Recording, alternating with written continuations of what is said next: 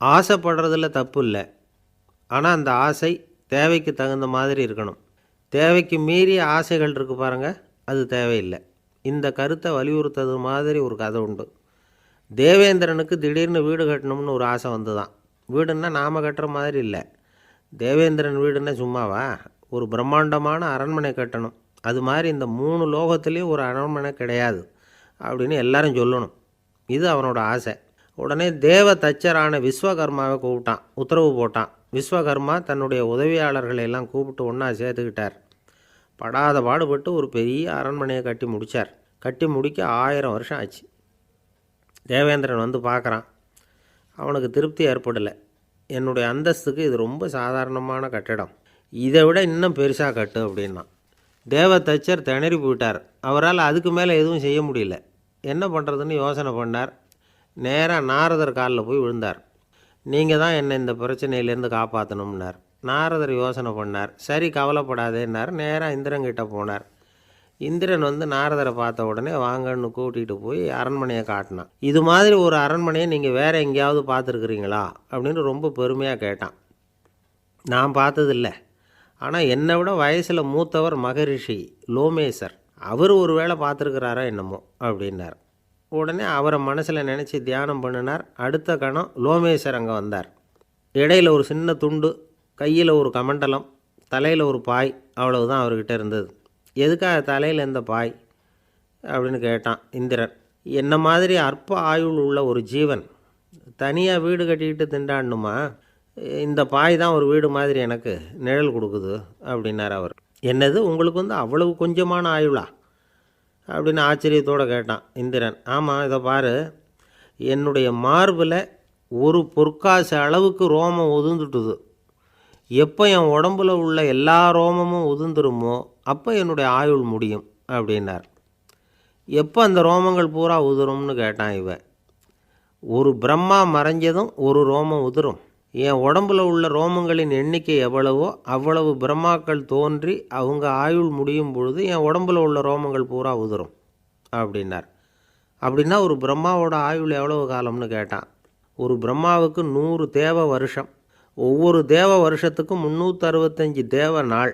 ஒவ்வொரு தேவ நாள்லேயும் ஒன்றை மாதிரி 14 இந்திரர்கள் தோன்றி மறைகிறாங்க அப்படின்னு மகரிஷி லோமேசர் சொல்கிறார். இதை கேட்டதும் இந்திரன் ஆடி போயிட்டான். அவ்வளவு ஆயுள் உள்ள இவரே அற்ப ஆயுள்னு சொல்கிறார். நான் என்னுடைய ஆயுளை பெருசாக நினச்சிக்கிட்டு பிரம்மாண்டமான அரண்மனை கட்டணும்னு ஆசைப்படுறேனே அப்படின்னு நினச்சான். எனக்கு வீடு கட்டின வரைக்கும் போதும்னு விட்டான். அதனால் நாமெல்லாம் நம்முடைய தேவைக்கு தகுந்த மாதிரி ஆசைப்படுறது தான் நியாயம். ஆனால் அப்படியே நடந்துக்கிறோம். மனுஷன் வந்து கடவுளையே ஏமாற்றி காசு வாங்கிறதுக்குள்ள ஆசைப்படுறான். ஒருத்தன் கடவுளை நினச்சி தவம் இருந்தான். கடவுள் நேரில் வந்தார். தேவலோகத்தில் ரூபாய்க்கெல்லாம் என்ன மதிப்புன்னு கேட்டான்.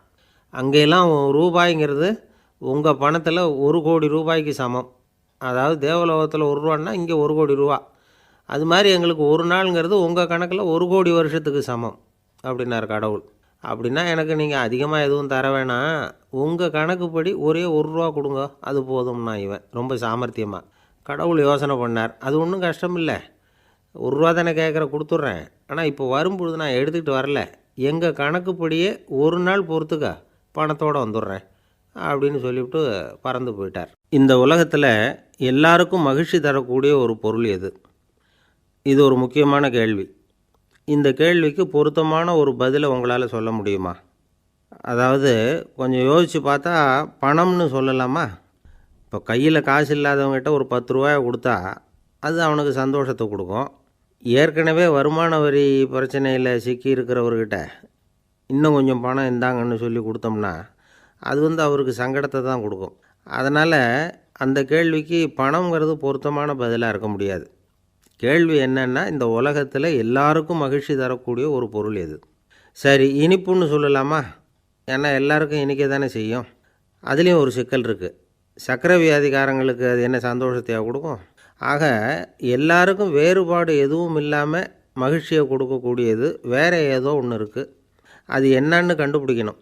அதுதான் இன்றைக்கி தகவல். இப்போ அதை கண்டுபிடிக்கணும்னா இந்த கதையை கேட்கணும். அது என்ன கதைன்னா, ஒரு ஊரில் ஒரு ராஜா இருந்தார்.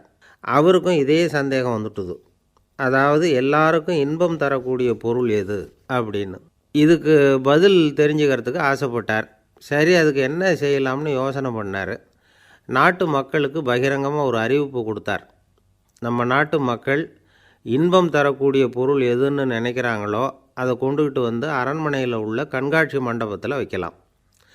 அப்படி அவங்க வைக்கிற பொருள்களில் எது எல்லாருக்கும் இன்பம் தரக்கூடியதாக இருக்குமோ அதை வச்சவருக்கு 1000 பொற்காசுகள் பரிசு அப்படின்னு அறிவிப்பு கொடுத்துட்டார். ஜனங்கள் இந்த அறிவிப்பை கேட்டாங்க. அதுக்கப்புறம் சும்மா இருப்பாங்களா? 1000 பொற்காசுன்னா சும்மாவா? அவங்கவுங்க கையில் என்னென்ன கிடைச்சதோ அதையெல்லாம் கொண்டாந்து அரண்மனை காட்சி மண்டபத்தில் வச்சுட்டாங்க. அதுக்கப்புறமா ராஜா அங்கே வந்தார். ஒவ்வொன்றா பார்த்துக்கிட்டே வந்தார். முதல்ல ஒரு குயில் இருந்தது, இனிமையாக பாடக்கூடிய குயில். இந்த குயிலோட இன்னிசை எல்லாருக்கும் இன்பம் தரக்கூடியது தான். இருந்தாலும் காது கேட்காதவங்களுக்கு இந்த இசை எப்படி இன்பம் தர முடியும்? அதனால் இது சரியில்லைன்னு விட்டார். அடுத்தபடியாக போனார். அங்கே என்ன வச்சுருக்குறாங்கன்னு பார்த்தா ஒரு அழகான மயில் அங்கே தோகை விரித்து ஆடிக்கிட்டு இருக்குது. இந்த மயிலோட ஆட்டம் மனசுக்கு இன்பம் தரக்கூடியது தான். இருந்தாலும் பார்வை இல்லாதவங்க இந்த ஆட்டத்தை பார்த்து ரசிக்க முடியுமா? முடியாது. அதனால் இதுவும் சரியில்லை அப்படின்னு சொல்லிவிட்டார். அதுக்கு அடுத்தபடியாக போனார். பல வகையான இனிப்பு பண்டங்களை வச்சுருந்தாங்க. பார்த்தார், வயசானவங்களுக்கும் நோயாளிகளுக்கும் இது இன்பம் தராது, துன்பம்தான் கொடுக்கும் அப்படின்னார். இப்படி ஒவ்வொன்றா பார்த்துக்கிட்டே போகிறார். அழகான மலர்கள், கனிகள், ஓவியங்கள் எதுவுமே பொருத்தமாக தெரியல. சகல பேருக்கும் இன்பம் தரக்கூடிய வகையில் எதுவும் இல்லை. கடைசியாக வந்தார். அங்கே ஒரு களிமண் பொம்மை இருந்தது. அது என்ன பொம்மை தெரியுமா? பசியால் வாடி இருக்கிற ஒருத்தருக்கு ஒரு அம்மா இனிமையாக பேசிக்கிட்டு சோறு போடுறது மாதிரி அந்த பொம்மையை செஞ்சுருந்தாங்க. அதுக்கு கீழே அன்பு அப்படின்னு எழுதியிருந்து தான். ராஜா பளிச்சுன்னு ஒரு முடிவுக்கு வந்தார். அந்த பொம்மையை செஞ்ச சிற்பியை வரவழைச்சார், பரிசு கொடுத்தார். அன்பு ஒன்று தான் எல்லாருக்கும் இன்பம் அளிக்கக்கூடிய பொருள். காது கேட்காதவங்களும் அதை கேட்க முடியும், பார்வை இல்லாதவங்களும் அதை பார்க்க முடியும், குழந்தைகளும் அதை உணர முடியும் அப்படின்னு அதுக்கு விளக்கம் கொடுத்தார் அந்த மன்னர். இந்த உலகத்தில் எல்லாருக்கும் மகிழ்ச்சி தரக்கூடிய ஒரு பொருள் அன்பு தான். அதை புரிஞ்சுக்கிட்டு தான் சில கணவன்மார்கள் மனைவி பேரில் ரொம்ப அன்பை காட்டிக்கிறது வழக்கம். ஒரு வீட்டு வாசப்படி பக்கமாக மழைக்கு ஒதுங்கினார் ஒருத்தர். மழை தூரிக்கிட்டு இருந்தது, இருட்டு நேரம். அந்த வீட்டில் இருந்தவர், இன்றைக்கி ராத்திரி வேணும்னா இங்கேயே தங்கிட்டு காலையில் போங்க அப்படின்னார்.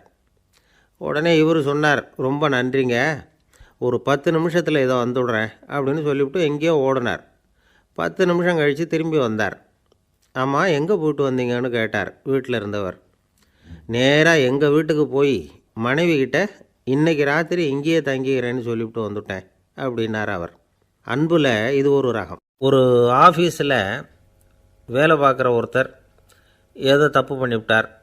உடனே மேலதிகாரி அவரை கூப்பிட்டு அனுப்புனார். நீ செஞ்சது தப்புன்னார் கோபமாக. இது ஒரு ரகம். சில அதிகாரிகள் இப்படி நீங்கள் செஞ்சது தப்புன்னு சொல்கிறதில்ல, நீங்கள் செஞ்சது சரி அப்படின்னு சொல்கிறதில்ல. எப்படி சொல்லுவாங்கன்னா, நீங்கள் செஞ்சது சரியில்லைன்னு நான் நினைக்கிறேன் அப்படின்னு சொல்லுவாங்களாம். அதாவது சில பேர் நீங்கள் செஞ்சது தப்புங்கிறாங்க, அதையே மாற்றி சொல்கிறார் இவர், நீங்கள் செஞ்சது சரியில்லைன்னு நினைக்கிறேன். இது ரெண்டும் அர்த்தம் ஒன்று தான், இருந்தாலும் வார்த்தைகள் வித்தியாசம். நிர்வாக திறமை இல்லாத ஒரு அதிகாரி யூ ஆர் ராங் அப்படின்னு சொல்லுவாராம். நிர்வாக திறமை உள்ள அதிகாரியாக இருந்தால் அதையே கொஞ்சம் மாற்றி I think you are not correct அப்படிம்பாரான். இதுதான் வித்தியாசம். இருந்தாலும் வார்த்தைகளை உபயோகப்படுத்துகிற விதத்தை வச்சு தான் வேலை நல்லா நடக்கிறதும் நடக்காததும் இருக்குது. விவரம் தெரிஞ்சவங்க என்ன சொல்கிறாங்க தெரியுமா? Be a leader not a boss அப்படிங்கிறாங்க. ஒரு லீடராக பாஸாக இருக்காதே அப்படிங்கிறாங்க. சரி, அப்படின்னா லீடருக்கும் பாஸுக்கும் வித்தியாசம் உண்டா அப்படின்னு கேட்டால் இருக்குன்னு சொல்கிறாங்க. லீடருங்கிறவர் வேறு, பாஸுங்கிறவர் வேறு. ஒரு லீடர் எப்படி நடந்துக்குவார், ஒரு பாஸ் எப்படி நடந்துக்குவார், இதை முதல்ல நாம் தெரிஞ்சுக்கணும். அவங்க எப்படி நடந்துக்குவாங்க அப்படிங்கிறதுக்கு சில விவரங்கள் இருக்குது. அதை கேட்டோம்னா நாம் புரிஞ்சுக்கலாம் அதை. அதாவது பாஸுங்கிறவர் விரட்டிக்கிட்டே இருப்பார், லீடருங்கிறவர் ஊக்கப்படுத்திக்கிட்டே இருப்பார். நாளைக்கு சாயந்தரத்துக்குள்ளே அந்த வேலையை செஞ்சு முடிக்கலைன்னா தொலைச்சி விடுவோம் தொலைச்சி அப்படிம்பார் அவர். இவர் எப்படி சொல்லுவார்னா, இது வரைக்கும் நீங்கள் செஞ்சுருக்கிற வேலை ரொம்ப அற்புதம் அப்படிம்பார். பாஸுங்கிறவர் அதிகாரத்தை நம்பி செயல்படுறவர், லீடருங்கிறவர் நல்லெண்ணத்தை நம்பி செயல்படுறவர். நம்மக்கிட்ட அதிகாரம் இருக்குது, பவர் இருக்குது, அதனால் காரியத்தை சாதிச்சுடலாம் அப்படின்னு நினைக்கிறவர் அவர். மற்றவங்க கிட்ட ஒரு நல்ல அபிப்பிராயத்தை சம்பாதிச்சுக்கிட்டு அது மூலமாக காரியங்களை சாதிக்கிறவர் இவர். பாஸுங்கிறவர் பயத்தை உண்டு பண்ணுவார், லீடருங்கிறவர் அன்பை பரவ செய்வார். அதை செய்யலைன்னா ஆடிட்டில் தகராறாயிடும், இது செய்யலைன்னா இன்க்ரிமெண்ட்டு கட் ஆகிடும், இப்படி ஏதாவது சொல்லி பயமுறுத்திக்கிட்டே இருப்பார் அவர். இவர் அப்படி இல்லை. உடம்பு இப்படி இருக்குது, வீட்டில் எல்லோரும் சௌக்கியமாக இருக்கிறாங்களா, ஆஃபீஸில் எல்லாம் வசதியாக இருக்குதா, நான் ஏதாவது உதவி செய்யணுமா அப்படின்னு அன்புக்கு முக்கியத்துவம் கொடுப்பார். பாஸுங்கிறவர் எதுக்கெடுத்தாலும் நான் சொல்லிகிட்டு இருப்பார், லீடருங்கிறவர் நாமன்னு சொல்லிகிட்டு இருப்பார். பாஸுங்கிறவர் தப்புக்கு காரணம் யாருன்னு பார்ப்பார், லீடருங்கிறவர் தப்பு என்னன்னு பார்ப்பார். இதுதான் ரெண்டு பேருக்கு வித்தியாசம். The boss shows who is wrong, the leader shows what is wrong அப்படின்னு சொல்லுவாங்க. இந்த காரியம் எப்படி செய்யப்பட்டிருக்கு அப்படின்னு தெரிஞ்சுக்கிறவர் பாஸ். இந்த காரியத்தை எப்படி செய்யணும்னு செஞ்சு காட்டுறவர் லீடர். பாஸுங்கிறவர் பணியாளர்களை திட்டுவார், லீடர் மரியாதைக்குரியவராக நடத்துவார், அதுக்குரியவராக அவர் நடந்துக்குவார். செய்கிற வேலையை ஒரு சுமையாக நினைக்க வைக்கிறவர் பாஸ், செய்கிற வேலையை ஒரு சந்தோஷமாக ஆக்கிறவர் லீடர். ஒரு முதலாளியாக இருக்கிறவர் அல்லது ஒரு நிர்வாகியாக இருக்கிறவர் இது மாதிரியான நுணுக்கங்களையெல்லாம் தெரிஞ்சு வச்சுக்கிறது நல்லது. ஒரு பாஸ் இருக்கார், அவர் ஒரு நாள் ரொம்ப பெருமையாக தன்னோட ஆஃபீஸை பற்றி பேசிக்கிட்டு இருந்தார்.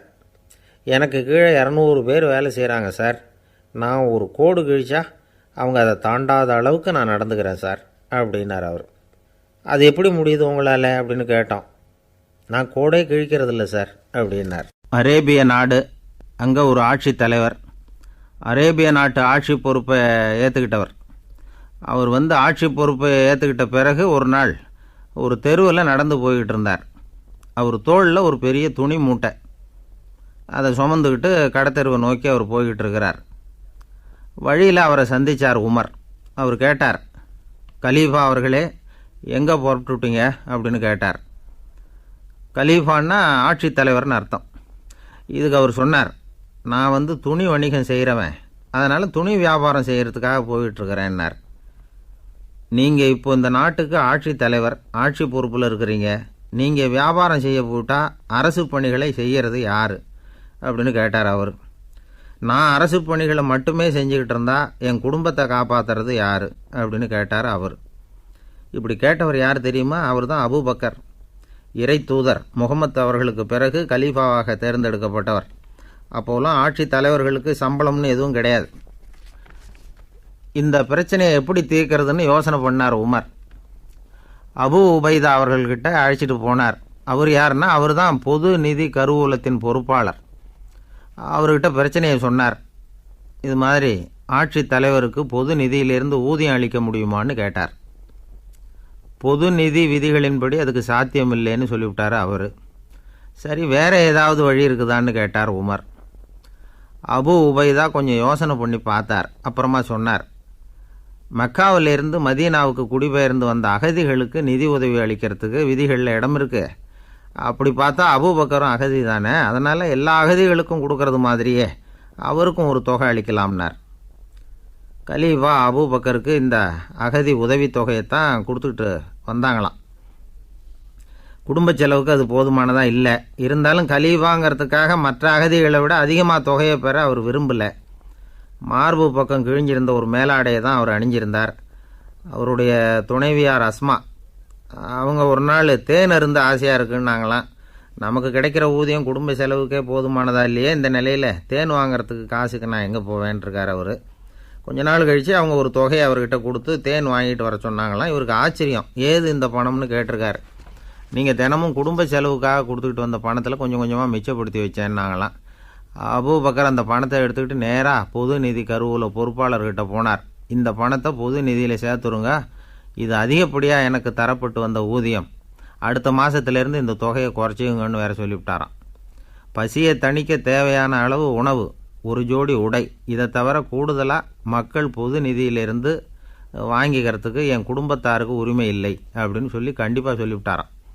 அவர் வாங்கிட்டு வந்த அந்த குறைந்த ஊதியம் கூட அவர் மனசை உறுத்திக்கிட்டே இருந்தது.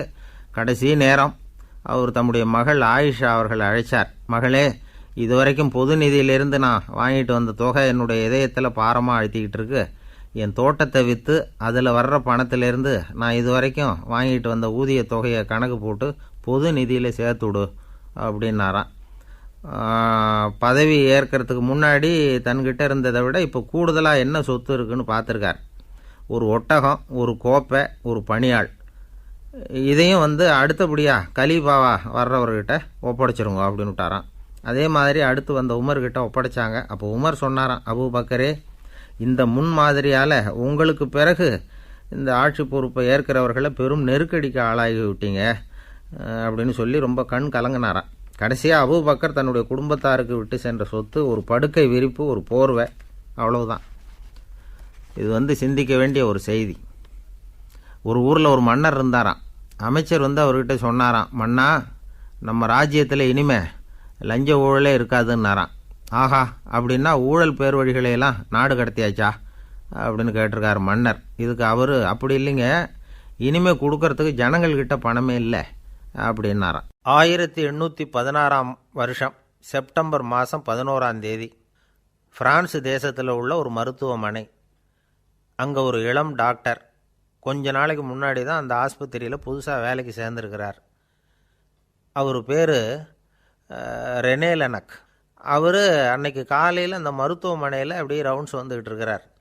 வார்டில் ஒரு படுக்கையில் ஒரு இளம்பெண் படுத்திருக்கிறார். அந்த பொண்ணுக்கு இருதய நோயாக இருக்கலாம்ங்கிறது மற்ற டாக்டர்கள் சந்தேகம். அந்த காலத்துல எல்லாம் ஒருத்தருடைய இருதய துடிப்பை தெரிஞ்சுக்கணும்னா நோயாளியின் மார்பில் டாக்டர் காதை வச்சு பார்த்து தான் தெரிஞ்சுக்கிறது வழக்கம். ஆனால் இந்த பெண்ணும் இளம்பெண், அந்த டாக்டரும் புதுசாக சேர்ந்துருக்கிறவர். அதனால் பரிசோதனை பண்ண தயங்கினார். கொஞ்ச நேரம் யோசனை பண்ணார். திடீர்னு ஒரு ஞாபகம் வந்தது அவருக்கு. அதாவது அன்றைக்கி விடியற் காலையில் தோட்டத்தில் அப்படி வாக்கிங் போயிட்டு இருந்தப்போ சின்ன பசங்கள்லாம் ஒரு மரக்கட்டையை வச்சு விளையாடிக்கிட்டு இருந்தாங்களாம். அதை இவர் பார்த்துருக்கிறார். அது என்ன விளையாட்டுனா, ஒரு நீளமான மரப்பலகை, அதில் ஒரு முனையில் ஒரு பையன் தன்னுடைய காதை வச்சுக்கிட்டு இருக்கிறான், மறுமுனையில் இன்னொரு பையன் அந்த மரப்பலகையை ஒரு ஆணியால் கீறிக்கிட்டு இருக்கிறான். ஒரு முனையில் ஆணியால் கீறும் பொழுது மறுமுனையில் காதை வச்சிருக்கிற பையனுக்கு அந்த சத்தம் துல்லியமாக கேட்குது. அந்த டாக்டருக்கு காலையில் பார்த்த இந்த விளையாட்டு ஞாபகத்துக்கு வந்துட்டுது. உடனே என்ன பண்ணார் தெரியுமா? ஒரு நீளமான காகிதத்தை எடுத்தார். அதை அப்படியே உருளை மாதிரி உருட்டினார். ஒரு முனையை அந்த நோயாளியின் மார்பில் இடது பக்கம் வச்சார், இன்னொரு முனையில் தன்னுடைய காதை வச்சார். என்ன ஆச்சரியம்! நோயாளியின் மார்பில் நேரடியாக காதை வச்சு கேட்குறத விட துல்லியமாக கேட்டுது இதய துடிப்பு. இதய துடிப்பு மட்டும் இல்லை, மூச்சு இழுத்து விடுறது, திரவ பொருள்களின் அசைவு, எல்லா சத்தமும் தெளிவாக கேட்குது. கிரேக்க மொழியில் ஸ்டெத்தாஸ் அப்படின்னா மார்பு, ஸ்கோப்பின் அப்படின்னா பார்ப்பதுன்னு அர்த்தம்.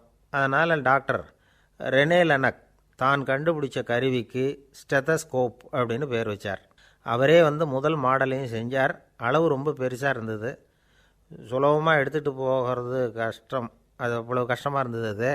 அதனால் அவரே அதை அப்புறம் 2 பிரிவாக தயார் பண்ணார். இது 2 துண்டையும் டாக்டர் தன்னோட கோட்டு பாக்கெட்டில் வச்சுக்கலாம், தேவைப்படுறப்ப எடுத்து ஒன்றா சேர்த்துக்கலாம். இப்படி தான் அவர் ஆரம்பத்தில் பண்ணார். தன்னுடைய இந்த கண்டுபிடிப்பை பற்றி அவர் ஒரு புத்தகம் எழுதினார். நிறைய விற்றுது, புகழும் பணமும் சேர்ந்தது. பணமும் புகழும் சேர்ந்தது மாதிரியே அவருக்கு ஒரு நோயும் சேர்ந்தது. அது என்ன நோயின்னு கண்டுபிடிக்கிறதுக்கும் அவர் கண்டுபிடிச்ச கருவி தான் உபயோகப்பட்டு தான். அவரே அதை கண்டுபிடிச்சார். அவருக்கு வந்திருந்தது காச நோய். 1826 வருஷம் ஆகஸ்ட் மாதம் 13ஆம் தேதி உலகத்தின் முதல் ஸ்டெதஸ்கோப்பை கண்டுபிடிச்ச டாக்டர் ரெனே லெனக் காலமானார்.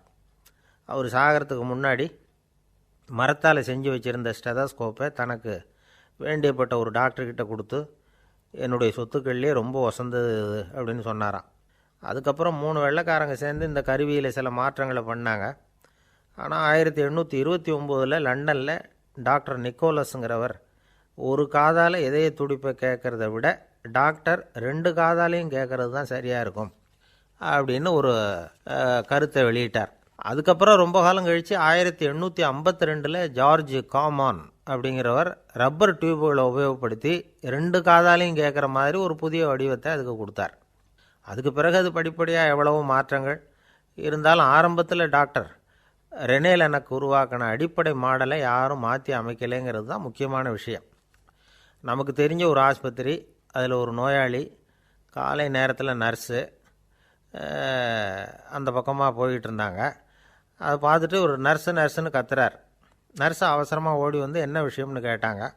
சிஸ்டர், இங்கே பாருங்கள், உங்கள் டாக்டரை என் நெஞ்சில் அவர் காதை வச்சு கேட்டுக்கிட்டு இருக்கிறார் அப்படின்னார் நோயாளி. சிஸ்டர் பதட்டப்படாமல், அதனால் என்ன, இந்த டாக்டர் பழமையான விஷயங்களில் ரொம்ப நம்பிக்கை உள்ளவர், அதனால் ஸ்டெத்தாஸ்கோப்பை உபயோகப்படுத்தாமல் காதை வச்சு கேட்குறார், அது ஒன்றும் தப்பு இல்லை அப்படின்னாங்களாம்.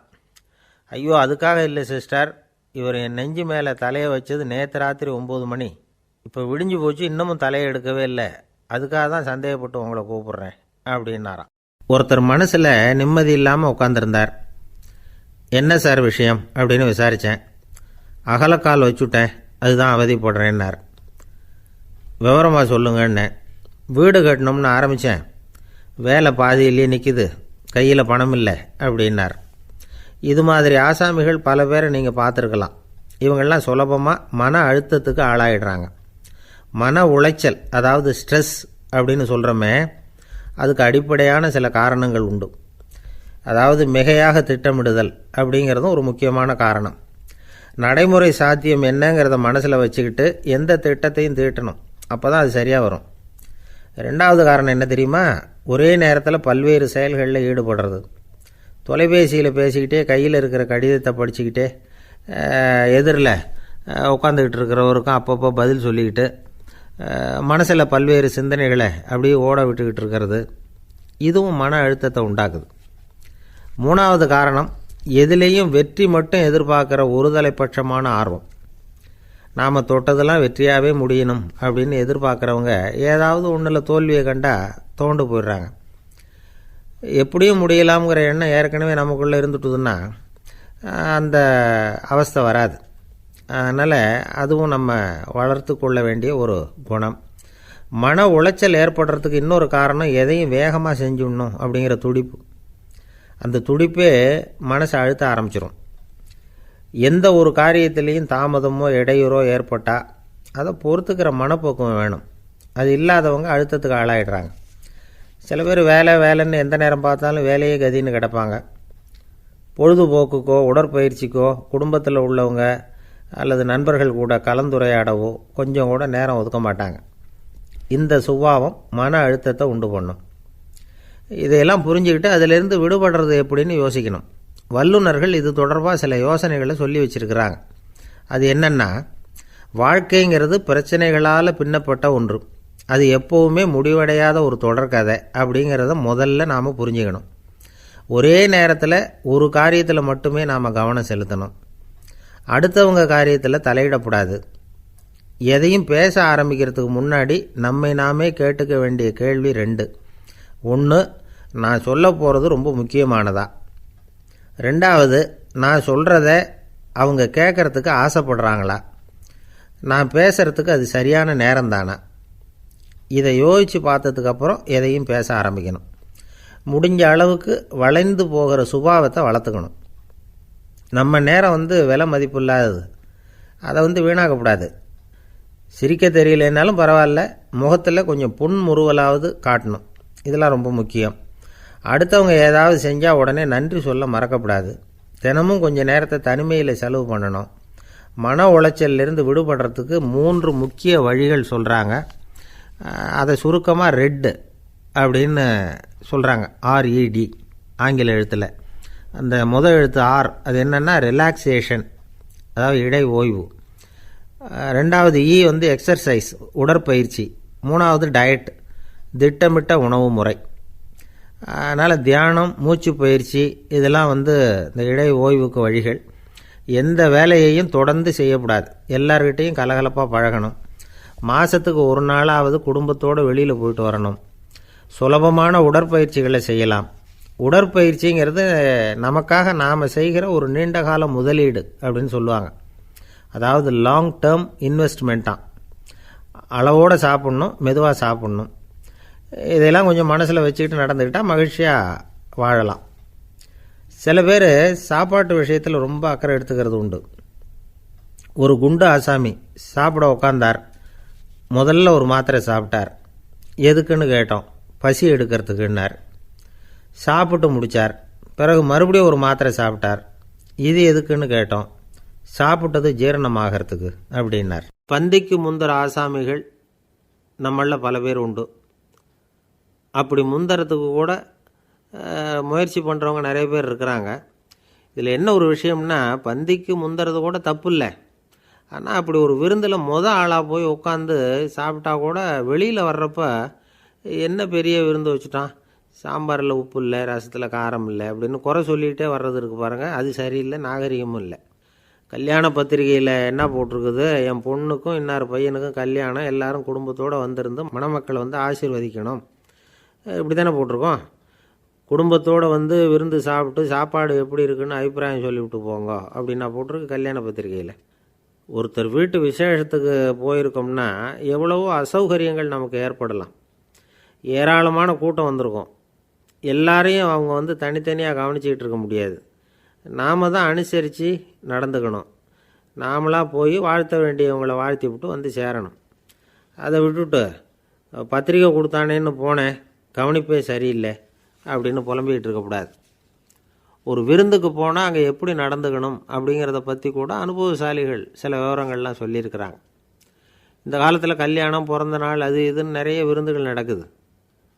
அதெல்லாம் எதுக்காக? மனித உறவுகளை வளர்த்துக்கிறதுக்காக தான், வேறு எதுக்கு? ஒரு விருந்துக்கு போனால் அமைதியாக பொறுமையாக போய் உட்காரணும். அடித்து பிடிச்சிக்கிட்டு இடத்த பிடிக்க போகிறேன் அப்படின்னு நிற்கக்கூடாது. முதல் பந்தி நடந்துக்கிட்டு இருந்தால் அது முடிஞ்சு இலை எடுத்து சுத்தம் பண்ணதுக்கு அப்புறம் போய் உட்கார்றது தான் நாகரீகம். இலை எடுக்கிறதுக்கு முன்னாடியே அங்கே போய் உட்காந்தா நல்லா இருக்காது. நீங்கள் சாப்பிட்டுட்டு உட்காந்துருக்கீங்களா, சாப்பிட்றதுக்கு உட்காந்துருக்கீங்களா, பார்க்குறவங்களுக்கு சந்தேகம் வந்துடும். அதே மாதிரி இலையில் எல்லா ஐட்டமும் பரிமாறினதுக்கு அப்புறம் சாப்பிட ஆரம்பிக்கணும். ஒவ்வொரு ஐட்டமாக வைக்க வைக்க நாம் பாட்டுக்கு எடுத்து உள்ளே தள்ளிகிட்டே இருந்தோம்னா எதை வச்சோம் எதை வைக்கலன்னு பரிமாறினவரே குழம்பி போயிடுவார். ஏன்னா எப்போ பார்த்தாலும் இலை காலியாகவே இருக்கும். சாப்பிட்றப்போ உங்கள் சாப்பாட்டையே நீங்கள் கவனிக்கணும். அடுத்தவங்க இலையில் என்ன இருக்குது, பக்கத்தில் இருக்கிறவர் எதை அதிகமாக சாப்பிட்றார், இதெல்லாம் நமக்கு என்னத்துக்கு? எல்லோரும் சாப்பிட்டு முடிக்கிற வரைக்கும் பொறுமையாக இருக்கிறது தான் நல்லது. நீங்கள் மட்டும் திடீர்னு பாதியில் எழுந்திரிச்சு பக்கத்தில் இருக்கிறவங்களுக்கு சங்கடமாக இருக்குமேங்கிறதெல்லாம் யோசிக்காமல் நீங்கள் பாட்டு எழுந்திரிச்சு போகக்கூடாது. பக்கத்தில் உள்ளவங்க உங்களை எழுந்திரிக்க சொன்னால் எழுந்திரிச்சு போகலாம். விருந்துகளில் சாப்பாட்டை வீணாக்கிறதே ஒரு நாகரிகமாக போட்டுது. இந்த காலத்தில் சாப்பாட்டுக்கே கஷ்டப்பட்டுக்கிட்டு பல பேர் இந்த உலகத்தில் இருக்கிறப்போ சாப்பாட்டை வீணாக்கிறது எவ்வளோ பெரிய மோசங்கிறத நினச்சி பார்க்கணும். வேணுங்கிற அளவுக்கு கேட்டு வாங்கி சாப்பிட்றது தான் முறை. விருந்தில் இந்த பஃபே அப்படின்னு சொல்லி ஒரு முறை சொல்கிறாங்கல்ல, அதாவது உணவு வகைகளையெல்லாம் பொதுவாக ஒரு இடத்துல வச்சுடுறது, நமக்கு தேவையானதை நாமே எடுத்து ஒரு தட்டில் போட்டுக்கிட்டு சாப்பிட வேண்டியது. இதில் கூட சில பேர் தேவைக்கு அதிகமாக எடுத்து போட்டுக்கிட்டு வீணாக்குறாங்க. சில சமயம் வந்து கடைசியாக சாப்பிட போகிறவங்களுக்கு எல்லா ஐட்டமும் கிடைக்காம போகலாம். அதை போய் பெருசு பண்ணிகிட்டு இருக்கக்கூடாது. என்ன சார், இந்த அளவுக்கு கூடவா நாகரிகம் தெரியாமல் இருக்கிறோம், இதை போய் பெருசாக சொல்ல வந்துட்டீங்களே அப்படின்னு நினைக்கலாம். ஒருத்தர் 2 பேருக்கு இந்த விவரம் தேவைப்படலாம். அவங்க காதலையும் இது விழட்டுமேங்கிறதுக்காக தான் இது. ஒரு பெரிய கல்யாண விருந்து நடந்துக்கிட்டு இருந்தது. விருந்து மண்டபத்து வாசலில் ஒருத்தர் நின்றுக்கிட்டு வர்றவங்களையெல்லாம் ரொம்ப மரியாதையாக வணங்கி உள்ளே அனுப்பி வச்சுக்கிட்டு இருந்தார். எப்படி தெரியுமா? வர்றவங்க கையெல்லாம் பிடிச்சி முத்தம் கொடுத்து அதுக்கப்புறம் உள்ளே அனுப்பி வச்சுக்கிட்டு இருந்தாராம். கூட்டம்லாம் முடிஞ்சதுக்கப்புறம் அவர்கிட்ட போய் கேட்டிருக்கிறாங்க, சார், நானும் எவ்வளவோ விருந்துகளுக்கு போயிருக்கிறேன், இருந்தாலும் இவ்வளவு மரியாதையாக வர்றவங்க கைக்கெல்லாம் முத்தம் கொடுத்து வரவேற்கிறத இங்கே தான் பார்க்குறேன் அப்படின்னு சொன்னாங்க.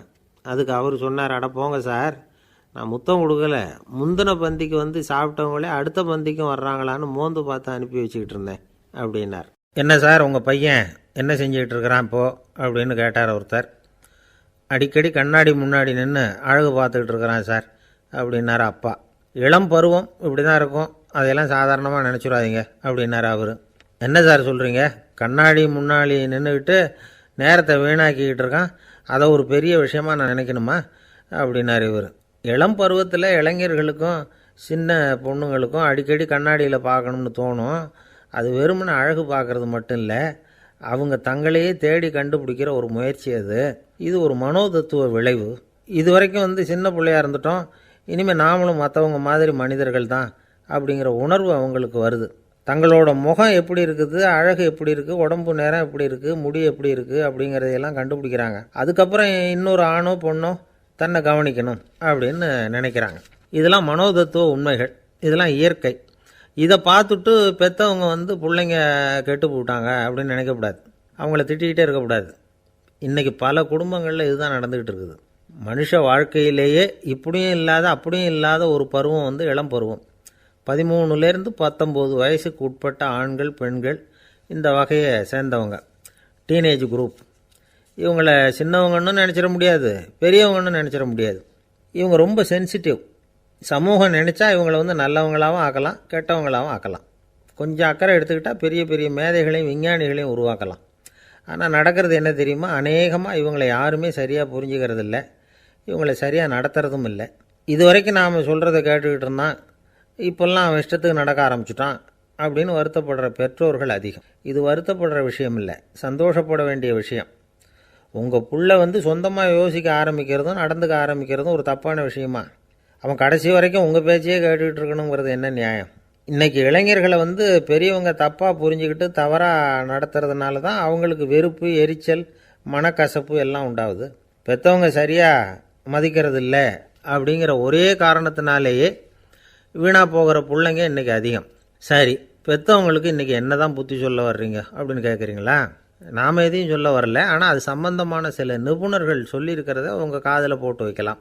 அது என்னென்னா, பிள்ளைங்க கிட்ட அன்பு செலுத்துங்க. குழந்தையாக இருந்தப்போ எவ்வளவு பாசமாக இருந்தீங்க, வளர வளர அதை ஏன் குறைச்சிக்கிறீங்க? பெற்றவங்களின் அன்பான வார்த்தைகளுக்கு ஏங்குறவங்க தான் இன்றைய இளைஞர்கள். அவங்க எதை சொன்னாலும் அதை அக்கறையாக காது கொடுத்து கேளுங்க, அலட்சியப்படுத்தாதீங்க. அவங்க விரும்புகிறது உங்கள்கிட்டேருந்து ஒரு மதிப்பு, மரியாதை, அங்கீகாரம், இவ்வளவுதான். அவங்க அவங்களாவே முடிவுகள் எடுக்கட்டும், அதுக்கு நீங்கள் உதவியாக இருங்க, அது போதும். மற்றவங்க முன்னாடி, முக்கியமாக அவங்க நண்பர்கள் முன்னாடி அவங்கள பற்றி மட்டமாக பேசாதீங்க. அவங்கக்கிட்ட பொய் சொல்லக்கூடாது. நீங்கள் சொன்னது பொய்ன்னு தெரிஞ்சு போச்சுன்னா உங்கள் பேரில் அவங்களுக்கு இருக்கிற மதிப்பு போயிடும், நம்பிக்கை போயிடும். அவங்களுக்கு முன்னாடி நீங்கள் சண்டை போடக்கூடாது. உங்கள் பிள்ளைய எப்பவும் இன்னொரு பிள்ளையோட ஒப்பிட்டு பேசுகிற வேலையே வேணாம். கூட பிறந்த மற்றவங்களோட கூட ஒப்பிடக்கூடாது. இப்படி செஞ்சால் அவன் உங்ககிட்டையும் பிரியமாக இருக்க மாட்டான், அவங்ககிட்டையும் பிரியமாக இருக்க மாட்டான். புள்ள எங்கே போகிறான், என்ன பண்ணுறான் அப்படின்னுலாம் வந்து துப்பறிஞ்சிக்கிட்டு இருக்கக்கூடாது. இளைஞர்கள் வந்து தனிமையை விரும்புகிறவங்க. அவங்கள வந்து பெட்டியில் வச்சு மூடி பாதுகாக்கணும்னு நினைக்கக்கூடாது. அவங்கள எப்படி பாதுகாக்கிறது அப்படிங்கிறது அவங்களுக்கே தெரியும். உங்கள் புள்ள எப்படி நடந்துக்கணும்னு நீங்கள் எதிர்பார்க்குறீங்களோ அது மாதிரி நீங்கள் நடந்து காட்டுங்க, அது போதும். ஒரு வீட்டில் அப்பாவும் அம்மாவும் பேசிக்கிட்டு இருக்கிறாங்க. என்னங்க, நம்ம பொண்ணு பெரியவளாயிட்டா, அடிக்கடி கண்ணாடி முன்னாடி போய் நின்றுக்கிட்டு இருக்கிறா, சீக்கிரமாக ஒரு பையனை பார்த்து கல்யாணத்தை முடிக்காமல் இப்படி மசன்னு கல் மாதிரி உட்காந்துருக்குறீங்களே அப்படின்னு சத்தம் போட்டாங்க அந்த அம்மா. அவசரப்படாத, பார்க்குறதுக்கு கண்ணுக்கு அழகாக லட்சணமாக புத்திசாலியாக ஒரு பையன் கிடைக்க வேணாமா, அதுதான் பார்த்துக்கிட்டு இருக்கிறேன் அப்படின்னார் அப்பா. இதுக்கு அந்த அம்மா சொல்கிறாங்க, எங்கள் அப்பா இப்படியெல்லாம் நினச்சிக்கிட்டு